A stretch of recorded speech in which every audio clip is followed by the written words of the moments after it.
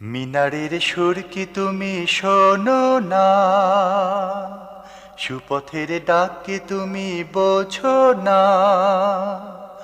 মিনারের সুর কি তুমি শোনো না। আসসালামু আলাইকুম ওরহমতুল্লাহ। আলহামদুলিল্লাহি রব্বিল আলামিন ওয়াল আকিবাতু লিল মুত্তাকিন ওয়া আলা আলিহি ওয়া আসহাবিহি আজমাইন, আম্মা বাদ। সুপ্রিয় দর্শক, দূরেও কাছে বিশ্বজুড়ে যে যেখান থেকে দেখছেন, আপনাদেরকে মাহে রমাদানের শুভেচ্ছা। শুরু করছি আপনাদের প্রিয় চ্যানেল জিটিভির পর্দায় বিআরবি কেবলস নিবেদিত জিজ্ঞাসা ও জবাব, powered by BRB hospitals limited. পুরো অনুষ্ঠান জুড়ে আপনাদের সাথে আছি আমি মোহাম্মদ সাজিদুল ইসলাম। জীবন ঘনিষ্ঠ প্রশ্নের শরীয়ী সমাধানমূলক অনুষ্ঠান জিজ্ঞাসা ও জবাব। আপনাদের করা নানা প্রশ্নের শরীয়ী সমাধান দিতে আমাদের সাথে আজকে স্টুডিওতে উপস্থিত আছেন দেশবরণ্য একজন ইসলামিক স্কলার। আমাদের সাথে আজকে উপস্থিত আছেন বাংলাদেশ ইসলামী বিশ্ববিদ্যালয়ের ইসলামিক স্টাডিজ বিভাগের সম্মানিত সহযোগী অধ্যাপক ডক্টর মুফতি আবু সাইদ খান স্যার। আসসালামু আলাইকুম ওয়া রাহমাতুল্লাহ। ওয়ালাইকুম আসসালাম ওয়া রাহমাতুল্লাহ। স্যার কেমন আছেন? আলহামদুলিল্লাহ। সুপ্রিয় দর্শক, আপনাদের মনের নানা প্রশ্নের সরকারি সমাধান পেতে কল করুন আমাদের দেওয়া স্ক্রিনে দেওয়া আমাদের নাম্বারে। স্যার, আমাদের আজকের প্রাসঙ্গিক বিষয় হচ্ছে আদর্শ সমাজ গঠনে সালাতের ভূমিকা সম্পর্কে যদি বলেন স্যার। আলহামদুলিল্লাহ রাব্বিল আলামিন ওয়াল আকিবাতু লিল মুত্তাকিন ওয়াসসালাতু ওয়াসসালামু আলা আশরাফিল আমবিয়া ওয়াল মুরসালিন ওয়া আলা আলিহি ওয়া আসহাবিহি আজমাইন। আদর্শ সমাজ গঠনে নামাজের ভূমিকা। দেখুন, নামাজ আল্লাহ তাআলার পক্ষ থেকে বান্দার উপরে ফরজ করা হয়েছে ইবাদত হিসেবে। অতএব নামাজ পড়তে হবে একমাত্র আল্লাহর সন্তুষ্টির উদ্দেশ্যে। নামাজ আদায় করতে হবে আল্লাহর সন্তুষ্টি, এটাই হবে একমাত্র উদ্দেশ্য। আমাদের সাথে একজন দর্শক যুক্ত হচ্ছেন। আসসালামু আলাইকুম ওয়া রাহমাতুল্লাহ। দর্শক, আপনার পরিচয় দিয়ে প্রশ্ন করুন। ওয়ালাইকুম আসসালাম ওয়া রাহমাতুল্লাহ। আসসালামু আলাইকুম। জি, ওয়ালাইকুম আসসালাম। আজাদুর রহমান আজাদ, বগুড়া থেকে বলছিলাম। জি দর্শক, আপনার প্রশ্ন করুন। জি, আমার প্রশ্ন থেকে যে আকিকা, হ্যাঁ জি আকিকা, আকিকা আমি কি কুরবানির সঙ্গে দিলে হবে না যে কোনো সময় দিলে হবে? কুরবানির সঙ্গে দিলে কি অসুবিধা আছে? জি দর্শক, ধন্যবাদ। জি স্যার, আমাদের আমরা বলছিলাম আল্লাহর পক্ষ থেকে ইবাদত। জি, এখন ইবাদত একমাত্র উদ্দেশ্য হবে আল্লাহর সন্তুষ্টি। এখন এখানে যদি সমাজের কোনো উপকারিতা হয়, সমাজের সংস্কার হয়, এটা ভালো। যদি না হয় তাতেও কোনো অসুবিধা নাই। অর্থাৎ সমাজের কোনো উপকারও যদি না হয় তাহলে পরে নামাজ পড়া ফরজ। জি জি, কিন্তু এরপরেও নামাজ আল্লাহর সন্তুষ্টির উদ্দেশ্যে পড়তে হবে। বাকি সমাজের কিছু উপকারিতা, সমাজ সংস্কারে কিছু ভূমিকা নামাজ দ্বারা পাওয়া যায়, এটা অপশনাল। একটা উদাহরণ দিলে বুঝবেন। যেমন ধরেন, আমরা একটা গাভী গরু কিনি বাজার থেকে, এটার দাম কম বেশি হওয়া নির্ভর করে তার দুধের উপরে। যে এই গাভী বেশি দুধ দেয় ওটার অনেক দাম, যেটা কম দুধ দেয় এটার দাম কম। কিন্তু গোবর আপনি ফ্রি পাবেন, এটা কম দুধওয়ালা গাভীতেও পাবেন, বেশি দুধওয়ালা গাভীতেও পাবেন। এখন কেউ কি এই গোবরের পরিমাণ যাচাই করে গরুর দাম বাড়াবে? এটা কখনো হয় না, কারণ গোবর দ্বারাও অনেক উপকার হয়। যেমন এর দ্বারা জৈব সার হয়, কেউ কেউ এটাকে জ্বালানি হিসেবে গ্রামে গঞ্জে ব্যবহার করে। গোবরের উপকারিতা আছে, তাই বলে কিন্তু গোবরের পরিমাণের উপর গাভীর দাম বৃদ্ধি পাবে না। গাভীর দাম বৃদ্ধি পাবে মূলত দুধের উপরে ভিত্তি করে। নামাজের মূল উদ্দেশ্যটা হচ্ছে আল্লাহর সন্তুষ্টি, জান্নাত প্রাপ্তি, আল্লাহর রেদামন্দি। এইটা আখিরাত উদ্দেশ্যেই নামাজ আদায় করতে হবে। কিন্তু পার্থিব জীবনে নামাজের অনেক উপকারিতা আছে। সমাজ সংস্কারে আমাদের ভূমিকা আছে, ব্যক্তির পবিত্রতার জন্য আমাদের ভূমিকা আছে, এবং শারীরিক কিছু কসরত হয়, উপকারিতা আছে। এগুলো ভিন্ন উপকারিতা, এগুলো আমরা আলোচনা করতে পারবো, অসুবিধা নেই। স্যার, আমাদের একজন দর্শকের প্রশ্ন ছিল যে আকিকার আকিকা সম্পর্কে উনি জানতে চেয়েছেন, আকিকা কি কোরবানির সাথে আকিকা দিলে আকিকা হবে কিনা? দেখুন, আকিকা হচ্ছে সন্তানের জন্মের পরে 7ম দিন, এটা আমল করার ব্যাপারে তুজবাহু ফি ইয়াউমিন সাবিহ, যে 7ম দিনে জবাই করা হবে। যে সন্তান জন্মগ্রহণ করছে তার পক্ষ থেকে আকিকা হবে। এখন কোরবানির তো একটা নির্ধারিত ডেট আছে, সেটা হলো 10ই জিলহজ। কোনো ব্যক্তির যদি সন্তান জন্মগ্রহণ করে 3 তারিখে, জিলহজ মাসের 3 তারিখে, তাহলে তার আকিকার ডেট হয়ে যাবে 10 তারিখে। সেজন্য তিনি দিতে পারেন। কিন্তু আকিকা আলাদা একটা ইবাদত, কোরবানি আলাদা একটা ইবাদত। হ্যাঁ, ইমামদের কেউ কেউ বলেছেন কোরবানির সাথে দিলেও আদায় হয়ে যাবে, তবে কোনো ইমাম বলেন নাই যে কোরবানির সাথে দেয়া সুন্নাহ। এজন্য আকিকা আলাদাভাবে 7ম দিন, সন্তান জন্মগ্রহণ যেদিন করেছে সেদিন থেকে গুনে গুনে 7ম দিন, সেদিন কোরবানি জবাই করা হবে, সেটাই হবে আকিকা।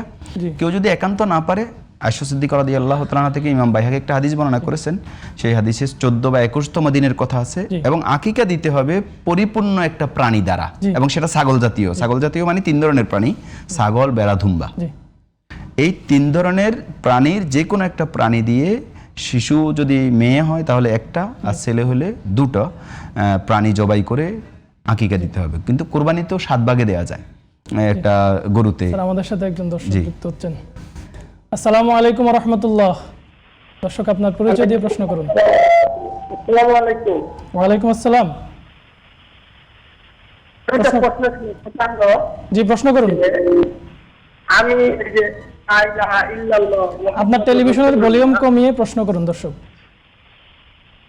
যে লা ইলাহা ইল্লাল্লাহ মুহাম্মাদুর রাসূলুল্লাহ, এই যে মুহাম্মাদুর রাসূলুল্লাহ বলা যাবে না লা ইলাহা ইল্লাল্লাহ সঙ্গে, এটা আমি কিন্তু একটা বড় হুজুরের মুখ থেকে শুনলাম, মানে টিভিতে কথা শুনলাম, বলা যাবে কিনা? জি জি, আবার আপনার প্রশ্নটি আবার করুন।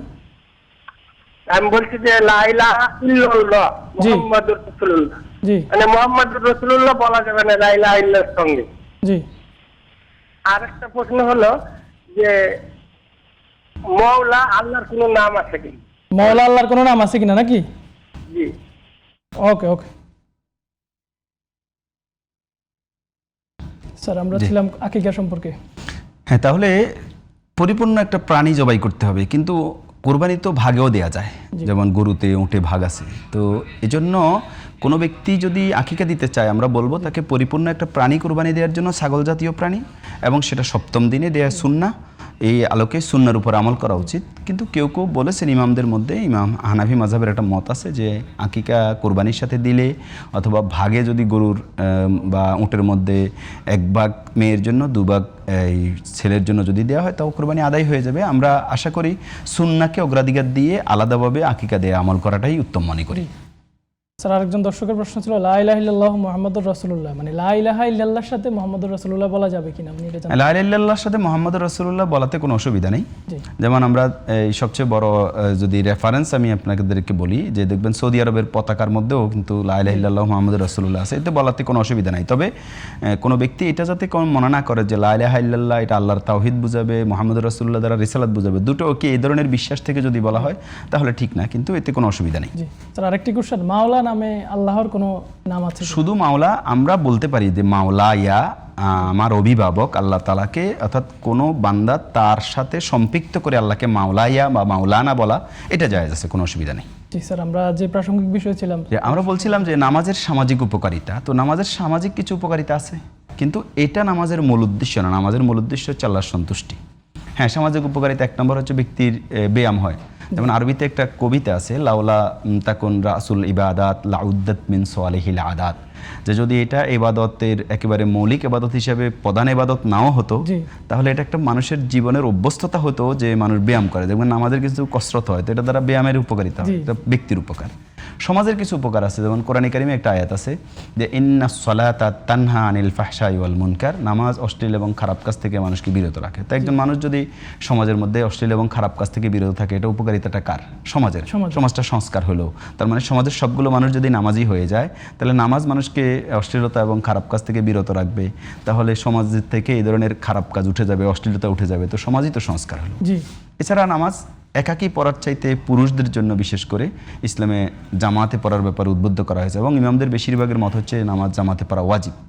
তো এই জামাতে নামাজ পড়ার মধ্যে দিয়ে কিন্তু আরেকটা বিরাট উপকারিতা হয়। 1 নম্বর উপকারিতা হলো আপনি মসজিদে যাবেন, বিশেষ করে জুমা এবং 5 ওয়াক্তে জুমা তো অনেক মানুষের সমাগম হবে, তাহলে এই যে সবার সাথে এক ধরনের সহমর্মিতা, ভ্রাতৃত্ববোধ, পরস্পরের দেখা সাক্ষাৎ, যে কারো কোনো অভাব অভিযোগ অথবা অসুস্থতা জনিত ইত্যাদি কারণে, যে রাসূলুল্লাহ সাল্লাল্লাহু আলাইহি ওয়াসাল্লাম সাধারণত কাউকে অনুপস্থিত দেখলে জিজ্ঞাসা করতেন যে অমুক অনুপস্থিত কেন, তাহলে এর দ্বারা তারা বুঝতেন যে একজন অনুপস্থিত, তার মানে মুসলিম মানি তো নামাজ যাবে, মসজিদে যাবে। তো সমাজের মুসল্লিদেরকে মুসল্লিরা সবাই চেনে, তো ফলে এই যে একটা সহমর্মিতা, হৃদ্যতা, ভালোবাসা, একজনের দুঃখে আরেকজন সঙ্গী হওয়া, তারপরে বিপদে সহযোগিতা করার ব্যাপারে যে অভিপ্রায়, যেই সুযোগটা এখানে নামাজের মধ্যে পাওয়া যায়, হলো দ্বিতীয় দিক। স্যার, আমাদের সাথে একজন দর্শক যুক্ত হচ্ছেন। আসসালামু আলাইকুম ওয়া রাহমাতুল্লাহ। দর্শক পরিচয় দিয়ে প্রশ্ন করুন। আসসালামু আলাইকুম। ওয়া আলাইকুম আসসালাম। বগুড়া থেকে প্রশ্ন করছিলাম যে আকিকার ব্যাপারে। হ্যাঁ, বগুড়া সাধারণপুর। হ্যাঁ বলুন। ওটা ঘটাচ্ছে কি, আমার বাচ্চা যখন যে সময় হয়েছে তখন তো আমি মানে অসুস্থ ছিলাম, জি আমার ওর আম্মা অসুস্থতা, সেটা নিয়ে আমরা ব্যস্ত ছিলাম। 7 দিন বা 21 দিন হয় নাই। জি হ্যাঁ, এখন ওনার বয়স 7 বছর। জি এখন যে আকিকাটা দেবো, এই মাংসটা কি ওর খাওয়া যাবে? আচ্ছা আচ্ছা, ধন্যবাদ ধন্যবাদ। যে আমরা যে প্রসঙ্গ বলছিলাম, এরপরে জামাতে নামাজ পড়ার কারণে দেখা যায় যে ইমামের যে স্যার, আনুগত্য। আমাদের সাথে আরেকজন দর্শক যুক্ত হচ্ছে। আসসালামু আলাইকুম রহমতুল্লাহ। দর্শক, আপনার পরিচয় দিয়ে প্রশ্ন করুন।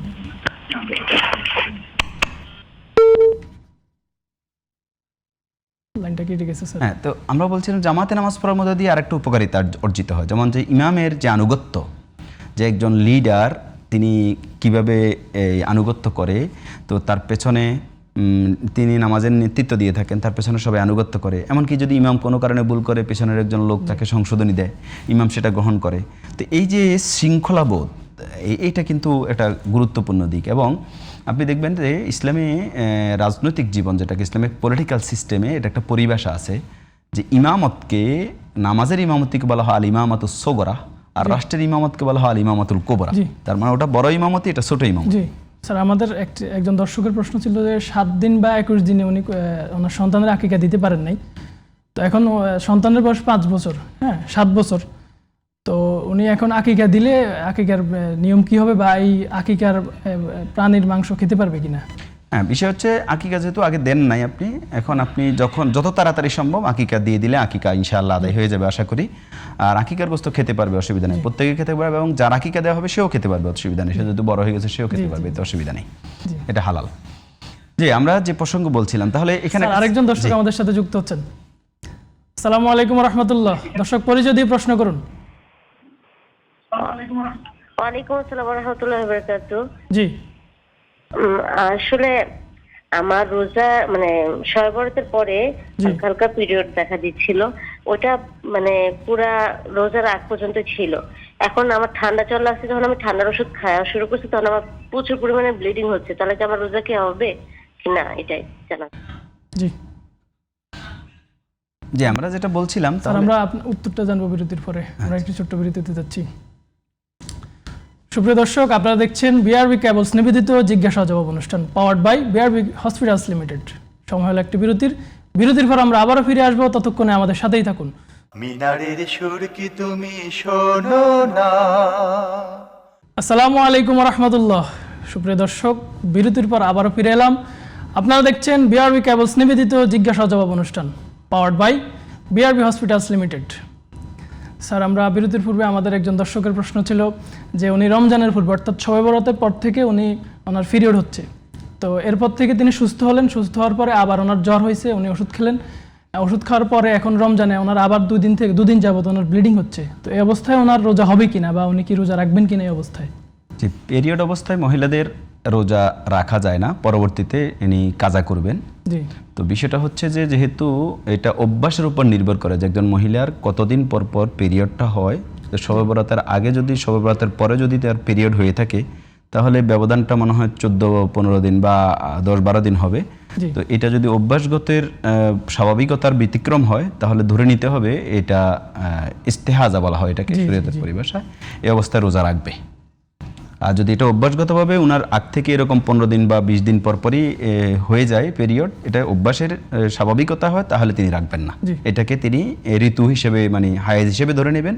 আর যদি অভ্যাসের ব্যতিক্রম হয়ে থাকে 8-10 দিনের ব্যবধানে আবার ব্লিডিং হওয়া, এটা স্বাভাবিক না, তাহলে এটাকে রোগ হিসেবে ধরলে আমরা বলতে পারি যে এখন তার রোজা রাখা লাগবে। জি স্যার, আমাদের প্রাসঙ্গিক বিষয়ে সালাত আদর্শ। হ্যাঁ, আমরা বলছিলাম যে একজন ইমাম যেভাবে নামাজের লিড দেন, নেতৃত্ব দেন, তেমনিভাবে এটাকে ইসলামী পলিটিক্যাল সিস্টেমে নামাজের ইমামতিকে বলা হয় আল ইমামাতুস সোগরা, আর রাষ্ট্রের ইমামতিকে বলা হয় আল ইমামাতুল কোবরা। রাসূলুল্লাহ সাল্লাল্লাহু আলাইহি সাল্লাম মৃত্যুর আগে আবু বকর রাদিয়াল্লাহু তাআলা কে নামাজের ইমামতি দিয়ে গেছেন তিনি অসুস্থ থাকাকালীন। ইমাম আহমদ ইবনে হাম্বল রাহিমাহুল্লাহ এখান থেকে ফতোয়া দিয়েছেন যে এখান থেকে রাসূলুল্লাহ সাল্লাল্লাহু আলাইহি সাল্লামের একটা ইন্ডিকেশন বা ইঙ্গিত হচ্ছে যে রাসূল সাল্লাল্লাহু আলাইহি সাল্লামের মৃত্যুর পরে আবু বকর রাদিয়াল্লাহু তাআলা খলিফা হবেন। আসসালামু আলাইকুম রহমতুল্লাহ। দর্শক, আপনার পরিচয় দিয়ে প্রশ্ন করুন। হ্যাঁ, ওয়ালাইকুম সালাম। জি হুজুর, এই যে আমার প্রশ্ন হলো আকিকার মাংস কয়দিনের ভিতরে শেষ করতে হয়? আকিকার মাংস কয়দিনের ভিতরে শেষ করতে হয় নাকি? হ্যাঁ হ্যাঁ, গরুর মধ্যে কুরবানি মাংস লাগান কি ফ্রিজে রেখে খাওয়া যায়? জি, প্রথম প্রশ্ন ছিল আকিকা নাকি? কয়দিনের ভিতর খেতে হবে? জি স্যার। তো এই জন্য ইমাম আহমদ বিন হাম্বল রাহিমাহুল্লাহ বলছেন যে রাসূলুল্লাহ সাল্লাল্লাহু আলাইহি সাল্লাম এই মৃত্যুর আগে তার অসুস্থতাজনিত কারণে আবু বকর রাদিয়াল্লাহু তাআলা আনহুকে ইমামতি দেওয়ার মধ্য দিয়ে তিনি পরবর্তীতে রাষ্ট্রের খলিফা হিসেবে আবু বকর রাদিয়াল্লাহু তাআলা আনহু নির্বাচিত হবেন এই ধরনের একটা ইঙ্গিত দিয়েছেন। তাহলে আমরা রাষ্ট্রীয় নেতৃত্বের দিকটা এই নামাজের এখান থেকেও দেখতে পাই। এজন্য নামাজ থেকে অনেক সামাজিক সংস্কার বা দৃষ্টিভঙ্গি, শৃঙ্খলা, নেতৃত্বের আনুগত্য, মানুষের পবিত্রতা, শারীরিক কসরত, এরপরে অশ্লীলতা, খারাপ কাজ থেকে বিরত থাকা, অনেকগুলো বিষয় সমাজ সংস্কারের ক্ষেত্রে সংশ্লিষ্টতা আমরা খুঁজে পাই। কিন্তু নামাজের মৌলিক উদ্দেশ্য আল্লাহর সন্তুষ্টি, এগুলোর উদ্দেশ্যে কেউ যদি নামাজ পড়ে তাহলে তার নামাজ হবে না। জি স্যার, আমাদের একজন দর্শকের প্রশ্ন ছিল যে আকিকার মাংস কয়দিনের ভিতরে শেষ করতে হবে? যে আকিকার মাংস কয়দিনের মধ্যে শেষ করতে হবে এটার কোনো লিমিট নেই। এটা আপনার সুবিধাজনক সময়ে আপনি যতটুকু সময় রাখতে পারেন।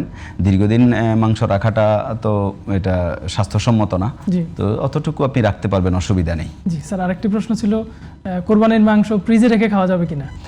কোরবানির মাংসটা আসলে রাসূলুল্লাহ সাল্লাল্লাহু আলাইহি সাল্লাম প্রথম যখন মদিনাতে কোরবানি দেন, সহিহ বুখারীতে হাদিস আসছে, আল্লাহ রাসূল সাল্লাল্লাহু আলাইহি সাল্লাম 3 দিনের বেশি রাখতে নিষেধ করেছেন, যে কোরবানি দেওয়ার পর থেকে তোমরা 3 দিনের মধ্যে খেয়ে ফেলবে। কিন্তু পরের বার রাসূলুল্লাহ সাল্লাল্লাহু আলাইহি সাল্লাম বললেন যে কুলু ওয়াদ্দাখিরু, তোমরা খাও এবং জমা করে রাখো, এতে অসুবিধা নেই। তো এই হাদিস দ্বারা বোঝা যায় যে যতদিন পর্যন্ত কোরবানি গোস্ত রেখে খাওয়া যায় এতে অসুবিধা নেই, ফ্রিজে রেখে, অথবা আরবের লোকজন যেটা করতো তখন তো ফ্রিজিং সিস্টেম ছিল না, তখন তারা শুকিয়ে রাখতো, শুকিয়ে একবারে শুকনা করে মানে শুটকির মতো করে রাখতো, এটা পরে একটু ভিজিয়ে নরম করে খেত। তবে রাসূলুল্লাহ সাল্লাল্লাহু আলাইহি ওয়াসাল্লাম প্রথম বছর যে নিষেধ করেছেন এটার কারণ ছিল দুর্ভিক্ষ ছিল তখন মদিনায়। তো দুর্ভিক্ষের সময়ে কোরবানিটা যেহেতু আত্মত্যাগ, আল্লাহর উদ্দেশ্যে দেওয়া হয়, তো সমাজের অধিকাংশ মানুষ তখন কোরবানি দিতে পারে নাই এবং তারা অভাবগ্রস্ত। তো ফলে একজন দীর্ঘদিন পর্যন্ত গোস্ত রেখে রেখে খাবে আর সমাজের অন্য মানুষগুলো অভাবগ্রস্ত হয়ে খেতে পারবে না, ইসলাম এটা চায় না। এজন্য এই হাদিসের প্রাসঙ্গিকতা এই যুগেও আছে।